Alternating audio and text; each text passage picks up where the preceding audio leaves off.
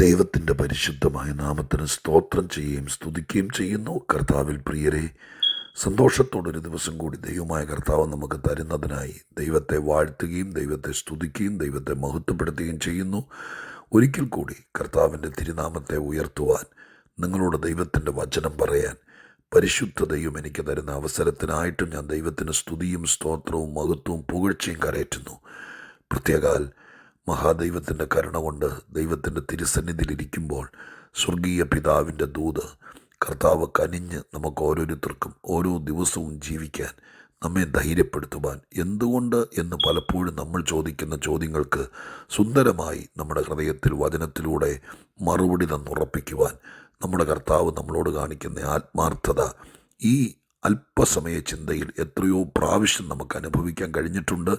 ഇന്നും ദൈവത്തിൻ്റെ വചനത്താൽ നമ്മളെ ആശ്ലേഷിപ്പിക്കുകയും അനുഗ്രഹിക്കുകയും ഉറപ്പിക്കുകയും ചെയ്യുന്ന മഹാദൈവത്തിന് നന്ദിയുള്ള ഹൃദയത്തോടെ സ്തുതിയും സ്തോത്രവും മഹത്വവും പുകഴ്ചയും കരയറ്റിക്കൊണ്ട് വചനം കേൾപ്പാൻ താല്പര്യം കാണിക്കുന്ന പ്രിയപ്പെട്ടവർക്ക് വിനീതമായി യേശുക്രിസ്തുവിൻ്റെ നാമത്തിൽ വന്ദനം കൂടി അറിയിച്ചുകൊണ്ട് ഇന്ന് നാം ഒരുമിച്ച് ചിന്തിപ്പാൻ ആഗ്രഹിക്കുന്ന ആത്മീക ചിന്തയ്ക്ക് ആധാരമായ വേദവാക്യം ഉൽപ്പത്തി പുസ്തകം 22-ാം അധ്യായം 1-ാം വാക്യമാണ്. ഉൽപ്പത്തി പുസ്തകം 22-ാം അധ്യായത്തിൻ്റെ 1-ാമത്തെ വാക്യം ഞാൻ നിങ്ങളെ വായിച്ച് കേൾപ്പിക്കാം. അതിൻ്റെ ശേഷം ദൈവം അബ്രഹാമിനെ പരീക്ഷിച്ചത് എങ്ങനെയെന്നാൽ, അബ്രഹാമേ എന്ന് വിളിച്ചതിന് ഞാൻ ഇതാ എന്ന് അവൻ പറഞ്ഞു. അതിനുശേഷം ദൈവം അബ്രഹാമിനെ പരീക്ഷിച്ചത് എങ്ങനെയെന്നാൽ, 22-ാം അധ്യായം ദൈവമായ കർത്താവ് അബ്രഹാമിനോട് ഇസഹാക്കിനെ മോറിയാമലയിൽ കൊണ്ടുപോയി ദൈവത്തിന് വേണ്ടി ഹോമയാഗം കഴിക്കണം എന്നാവശ്യപ്പെടുകയാണ്.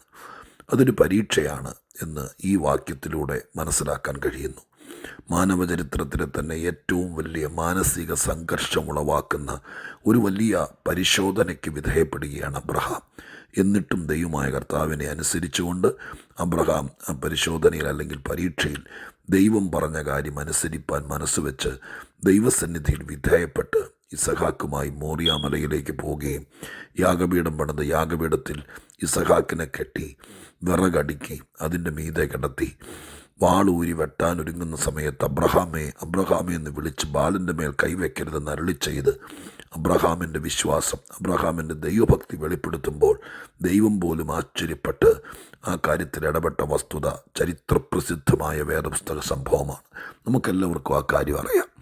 അതിൻ്റെ കാരണം ആണ് 22-ാം അധ്യായത്തിൻ്റെ 1-ാമത്തെ വാക്യത്തിൽ നാം വായിച്ചത്. അതാണ് ഇന്നത്തെ ആത്മീക ചിന്തയ്ക്ക് ആധാരമായി പരിശുദ്ധ ദൈവം എൻ്റെ ഹൃദയത്തിൽ നമ്മൾ ഒന്നിച്ച് ചിന്തിക്കാൻ വേണ്ടി പ്രേരണ തന്നിരിക്കുന്നത്. അതിന് ശേഷം ദൈവം അബ്രഹാമിനെ പരീക്ഷിച്ചത് എങ്ങനെയെന്നാൽ എന്ന് പറഞ്ഞുകൊണ്ടാണ് ഈ അധ്യായം ആരംഭിക്കുന്നത്. അപ്പോൾ ഒരു ചോദ്യം, അല്ലെങ്കിൽ സ്വാഭാവികമായിട്ടും ഒരു പഠിതാവിന് അറിയാൻ ആകാംക്ഷയുണ്ടാകുന്നൊരു കാര്യം ആ വാക്യത്തിൽ മറഞ്ഞു കിടക്കുന്നുണ്ട്.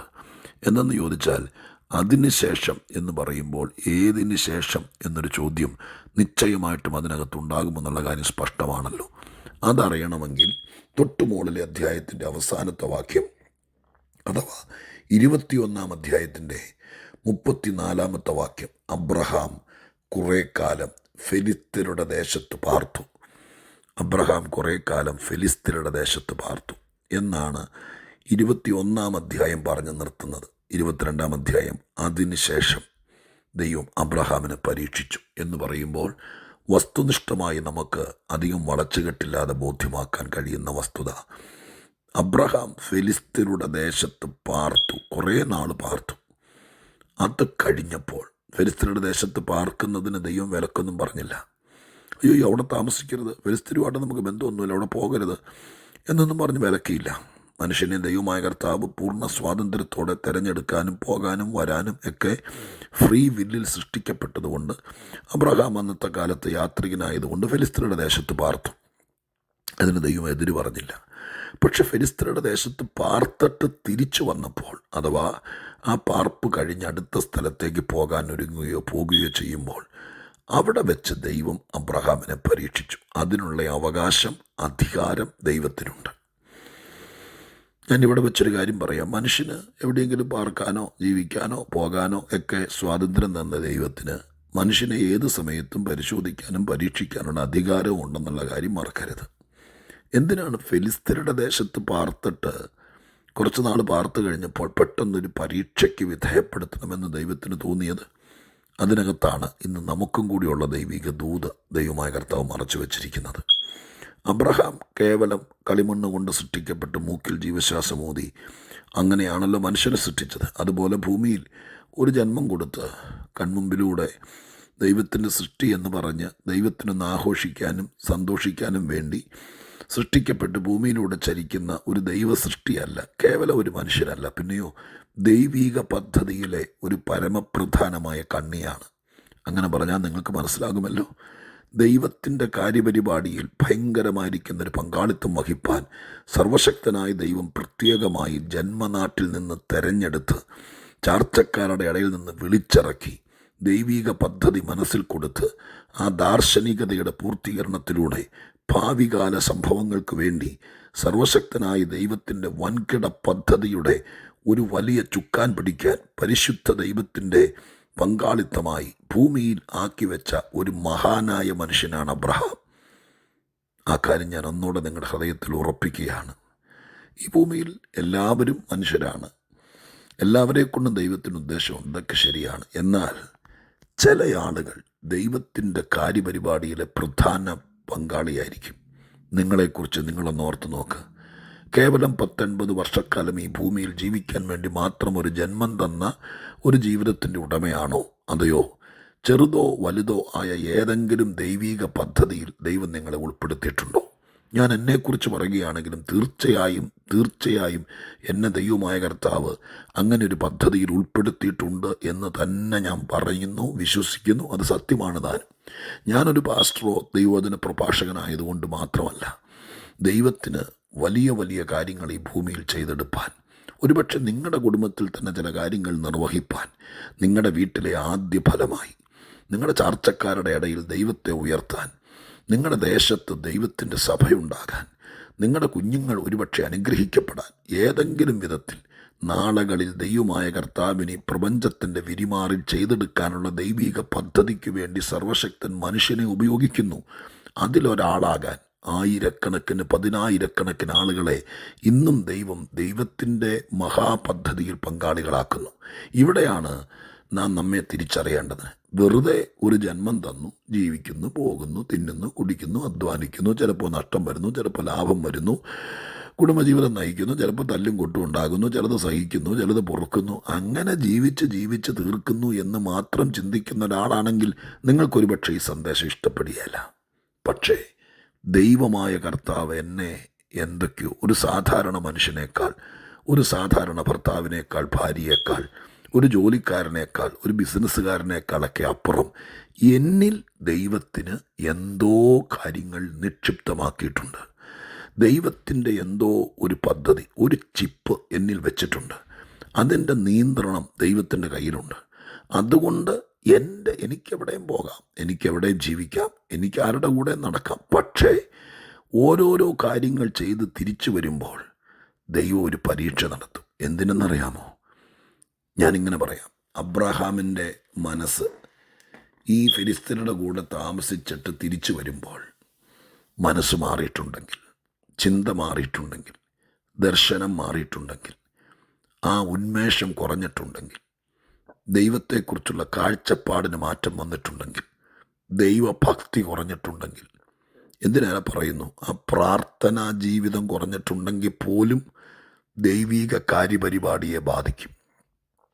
അതുകൊണ്ട് ദൈവം ഫെലിസ്ത്യരുടെ ദേശത്ത് അബ്രഹാം താമസിച്ച് തിരിച്ചു വരുമ്പോൾ, അവിടെ താമസിച്ച് തിരിച്ചു വന്നപ്പോൾ മനസ്സ് മാറിയിട്ടുണ്ടോ? ഭക്തിക്ക് കുറവ് വന്നിട്ടുണ്ടോ? വിശ്വാസത്തിന് മങ്ങലേറ്റിട്ടുണ്ടോ? അവൻ്റെ ജീവിതത്തിൽ കാഴ്ചപ്പാടിന് മാറ്റം വന്നിട്ടുണ്ടോ? ദൈവിക പദ്ധതിയിൽ നിന്ന് ട്രാക്ക് മാറിയിട്ടുണ്ടോ? കണ്ണ് തെറ്റിയിട്ടുണ്ടോ? ഹൃദയം ദൈവത്തിൽ നിന്ന് അകന്നിട്ടുണ്ടോ എന്നൊക്കെ അറിയാനുള്ള അവകാശം ദൈവത്തിനുണ്ടെന്ന്.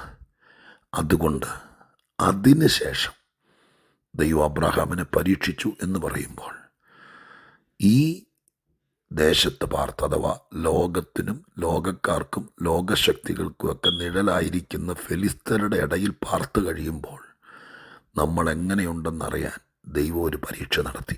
അത് ഇച്ചിരി കഠിനമായി പോയി. നമ്മുടെ ചിന്തയിൽ വലിയതാണ്, പക്ഷെ അതിലും അബ്രഹാം വിജയിച്ചു.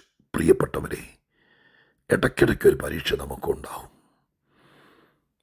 കുഞ്ഞുപ്രായം മുതൽ നമ്മൾ സ്കൂളിൽ പോകാൻ തുടങ്ങിക്കഴിഞ്ഞപ്പോൾ, വീട്ടിലായിരിക്കുന്ന സമയത്തൊക്കെ നമുക്ക് കുഴപ്പമില്ല. കൂട്ടുകാരെ കിട്ടിയപ്പോൾ, വീട് വിട്ട് ഒറ്റയ്ക്ക് ഹോസ്റ്റലിൽ പോയി താമസിക്കാൻ തുടങ്ങിയപ്പോൾ, നമ്മൾ മറ്റുള്ളവരുടെ നടുവിൽ ഒരു ഹീറോയെപ്പോലെ വിജയം കൈവരിക്കാൻ തുടങ്ങിക്കഴിഞ്ഞപ്പോൾ, പഠനം കഴിഞ്ഞ് നല്ല ജോലിയിൽ പ്രവേശിച്ച് ഘനമുള്ള ശമ്പളം കിട്ടാൻ തുടങ്ങിയപ്പോൾ, നല്ല കൂട്ടുകാരെ, ലോകപ്രകാരമുള്ളവരെ നമുക്ക് വളരെ ഇൻറ്റിമേറ്റായി കിട്ടിക്കഴിഞ്ഞപ്പോൾ, അന്യജാതിക്കാരായ ചിലരുടെ കൂടെ റൂംമേറ്റ്സായി നമ്മൾ താമസിക്കാൻ തുടങ്ങിക്കഴിഞ്ഞപ്പോൾ, നമ്മൾ ചിലരുടെ കൂടെ ഒരാഴ്ചത്തേക്ക് യാത്ര ചെയ്ത് തിരിച്ചു വന്നു കഴിഞ്ഞപ്പോൾ, ഈ സമയത്തൊക്കെ നമ്മൾ ദൈവത്തിൻ്റെ കാര്യപരിപാടിയുടെ കണ്ണിയാണെങ്കിൽ, ദൈവം ദൈവത്തിൻ്റെ കാര്യം നിർവഹിക്കാൻ വേണ്ടി നീ ദൈവത്തിൽ നിന്ന് അകന്നിട്ടുണ്ടോ, ദൈവത്തോടുള്ള ഭക്തി വിട്ടുകളഞ്ഞിട്ടുണ്ടോ എന്നറിയാൻ ദൈവം സർവജ്ഞാനിയാണ്. ദൈവത്തിനറിയാൻ വേണ്ടി ഈ വക പരീക്ഷകളൊന്നും വേണ്ട. പക്ഷേ നമ്മെ ബോധിപ്പിക്കുവാൻ, അത് തെളിയിക്കുവാൻ ചിലപ്പോൾ പരീക്ഷകൾ നമ്മുടെ ജീവിതത്തിൽ വെച്ചേക്കാം. അതിൽ വിജയിക്കണം. അതുകൊണ്ട് ചില നന്മകൾ കിട്ടിക്കഴിയുമ്പോൾ, ചില കാര്യങ്ങൾ നടന്നു കഴിയുമ്പോൾ, ചില ഉല്ലാസം നമുക്കുണ്ടായി കഴിയുമ്പോൾ കൊച്ചു കൊച്ചു പരീക്ഷകൾ വരാം. അതിനെ ആ വിധത്തിൽ കണ്ട് ജയിക്കുക.